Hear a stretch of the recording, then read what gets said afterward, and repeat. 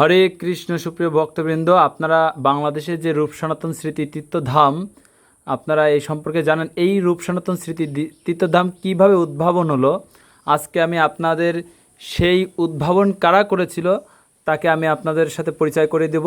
হরে কৃষ্ণ দাদু। হরে কৃষ্ণ। হরে কৃষ্ণ। এই সেই আমার দাদু। এই প্রভুরা মিলেই কিন্তু সেই রূপ সনাতন ধাম প্রেমবাগ উদ্ঘাটন করেছিল। তো আমি তার মুখ দিয়েই আপনাদেরকে আজকে শ্রবণ করব। হরে কৃষ্ণ। হরে কৃষ্ণ। এই যে প্রেমবাগ রূপ সনাতন স্মৃতি তীর্থধাম কিভাবে উদ্ঘাটন করেছিলেন একটু বলুন। আমি সুকৃষ্ণ ব্রজবাসী সুরতচন্দ্র মহলদার, আমার জন্মস্থান একতারপুর গ্রাম, অভয়নগর থানা, জেলা যশোর। আমার জীবনে আমি সর্বপ্রথম রূপ সনাতন ধামে যাই। ওই কচাতলা নাম রূপ সনাতন ধামের যে কচাতলা গ্রাম,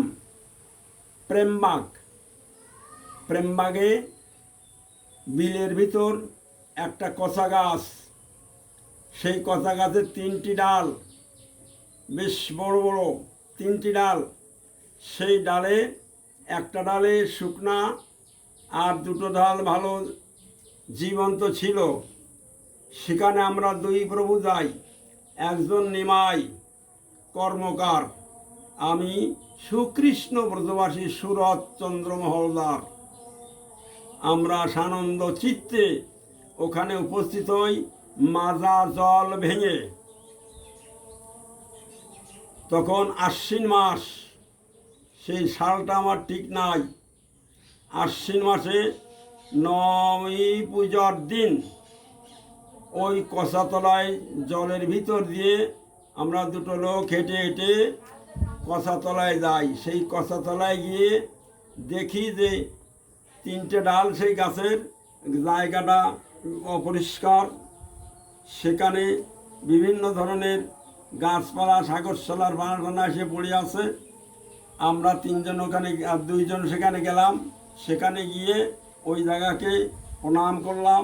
প্রণাম করে ওখানে গড়াগড়ি দিয়ে এই সময় একজন মুসলমান ডেকে বলছে, বাবা তোমরা কারা, ওখান থেকে সরে দাও, ওখানে সাপ আছে, সাপে কামড়াবে। তা আমরা বললাম কি, না বাবা, সাপের ভয় আমরা করি না, রাধা মাধবের কৃপায় এখানে এসেছি। সাপ যদি থাকে ওরা এসে চলে যাবে, আর আমরা ওকে দেখব। তাই বলার সঙ্গে সেই মুসলমানের বয়স জিজ্ঞেস করলাম, কত বছর বয়স? তখন সেই মুসলমান বুড়ো বলল, আমার বয়স 80 বছর বয়স। আমি তাকে থেকে জিজ্ঞেস করলাম যে এই জায়গা কতদিন কেতে এখানে? তখন ওই মুসলমান আমাকে বলল যে এই জায়গাটা আমার বাবা 100 বছর বেঁচে গেছে, আমার ঠাকুর দাদা 100 বছর বেঁচে গেছে। তাহলে 300 বছরের খবর জানলাম। 300 বছরের খবর জানলাম ওখানে ওই মুসলমানের কাছ থেকে, যে এই কচা গাছ এখানে এইভাবে আছে, আর এই জায়গাটা আছে। এই জায়গাটা চারিপাশে বিল আর জল। সেই জলের ভিতরে বড় একটা জায়গা, সেই জায়গার কাছেই কচা গাছটা। সেই জায়গাটা তলায় না, সমস্ত জায়গা তলায় যায়। পাশে আমাদের সরকারি রাস্তা রয়েছে, পাকা রাস্তা, যশোর খুলনার রাস্তা, ও রাস্তার উপর দিয়ে জল যায়, কিন্তু ওই জায়গাটায় জলে প্লাবিত হয় না, ওই জায়গাটা উঁচু থাকে সবসময়। এই যে জায়গার নাম, এটা হচ্ছে প্রেমবাগ কচাতলা। আমরা বলি কচালতলা, কেউ কেউ বলে জিয়েলতলা। কচাতলায় 3টে ডাল, ওই ডালের গোড়া দিয়ে ঘুরিয়ে ঘুরিয়ে নাম করে আনন্দ সহিতে আমরা খুব আনন্দে ওখান থেকে ঘন্টা 3 ছিলাম। থাকার পরে ওখান থেকে চলে আসলাম। আসার পরে একদিন নবলার বাজার এসে মদন সাহা নামে একজন সাহাকে বললাম, সে বড় ব্যবসায়ী, যে এইভাবে ওখানে রূপ সনাতন ধাম ছিল, জিয়েলতলা কচাতলা, সেখানে যেয়ে আমরা ওই জায়গাটা উদ্ধার করার চেষ্টা করি, তা নিশ্চয়ই উদ্ধার হবে। ঠিক রাধা মাধবের কৃপায় ওই মদন সাহার অন্তরেও প্রেম ভক্তি জেগে গেল। উনি বললেন, ঠিক আছে আমরা যাব। একদিন আমরা সকাল বলে নাম সংকীর্তন করতে করতে ওই জিয়লতলা কচাতলার উদ্দেশ্যে যাত্রা করলাম। কচাতলার কাছে যখনই গেলাম তখনই ওখানকার যে বাসিন্দারা ছিল তারা কিন্তু বললো না, ওখানে যাওয়া যাবে না। না, আমরা যাব। তারা বলল না, খবরদার যেও না, তোমাদের ঘরে আক্রমণ করব। তাই বললে আমরা পিছিয়ে উঠলাম। পিছিয়ে উঠে ওখান থেকে আমরা চলে আসি, আর ঢুকতে পারি নাই। তার পরবর্তীতে অনেক সময় পরে, মানে অনেক দিন কেটে যাওয়ার পরে আমরা ওই জায়গায় গিয়ে সেই জায়গায় আবার গেলাম। আবার যে শত শত লোক একসঙ্গে খোল তাকি হারমোনিয়াম বাজাইতে ওখানে গেলাম। যাওয়ার পরেও আমাকে যাতে ওখানে ঢুকতে দিল না, না দিলে সেখান থেকে আমরা চলে আসলাম। ওই আমাদের 96 গ্রাম রামসরার ধাম হয়েছে যেখানে, ওই জায়গায় এসে 96 গ্রামকে ডেকে বললেন যে এখানে ধাম করতে হবে। তখন তারা রাজি হলো এই রামসরার ওখানে একটা ভিটে ছিল, বিরাট ভিটে। সেখানে খ্যার বন, উলুখাড়ের বন ছিল। সেই উলুখাড়ের বনের মধ্যে একটা ছোট্ট বট গাছ, সেই বট গাছের কাছে আমরা দাঁড়িয়ে সবাই নাম সংকীর্তন করতে করতে, উদ্দণ্ড কীর্তন করতে করতে ওখানে যে নাম করার পরে সেই জায়গাটা পূর্ণরূপে সেই রূপ সনাতন স্মৃতি তীর্থধামে নামে পরিচিত হলো। কাদের কৃপায়? জয় পতাকা মহারাজ চিটাগাং ছিলেন। চিটাগাংয়ের থেকে নিমাই কর্মকার আমরা সমন্বয়ে চিটাগাংতে ঢাকার মন্দির থেকে জয়বতার স্বামীজি রাজি হলেন যে আমরা ওখানে যাবো। 96 নাম শুনেছি, যাই নাই। যেয়ে ওখানে যে আমরা যাও একটা রাধা মাধবের কৃপা একটা মন্দির আদি করব। সেইভাবে মহারাজ দিন দিলে আমরা সেখান থেকে চলে আসলাম। ঢাকা থেকে এসে এই আমাদের এই 96 গ্রামে ঘুরিয়ে সমস্ত ভাইকে বললাম যে জয় পতাকা মহারাজ উনি আসছেন, এই প্রেমবাগ ধাম হবে এখানে, সেই ধামে তোমরা সবাই যাবা, আর জয় পতাকা মহারাজ স্বামীকে দর্শন করে মানব জন্ম সার্থক করবা।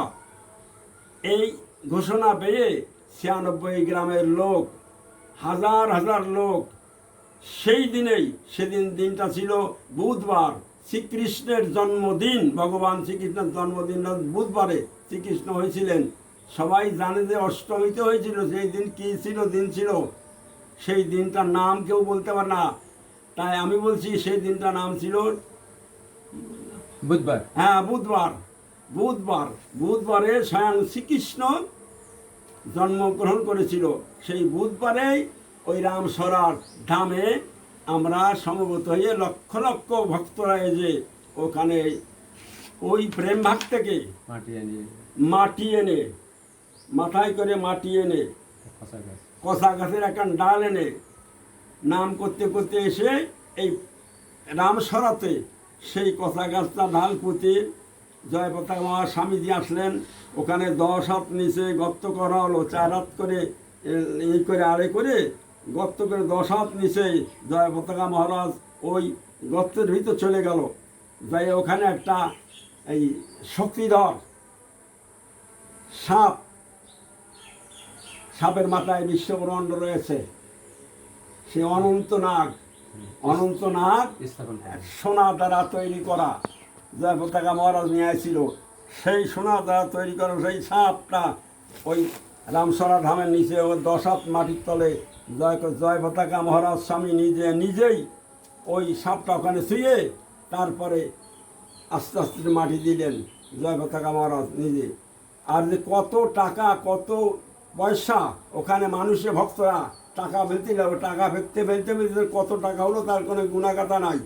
সেই টাকা সহ ওর ভিতরে সেই অনন্তনাগ স্বর্ণময় যে সর্প মহারাজ জয় পতাকা স্বামী দিয়েছিলেন। দেওয়ার পরে আস্তে আস্তে ওখানে মাটি দিয়ে সেই গর্তটা পুরানো এখনো বর্তমানে আছে। যে গর্তটা সেখানে হ্যাঁ সেইটা কিছুটা আছে। সে আস্তে আস্তে ওখান থেকে রামসরার ধাম সৃষ্টি এলো।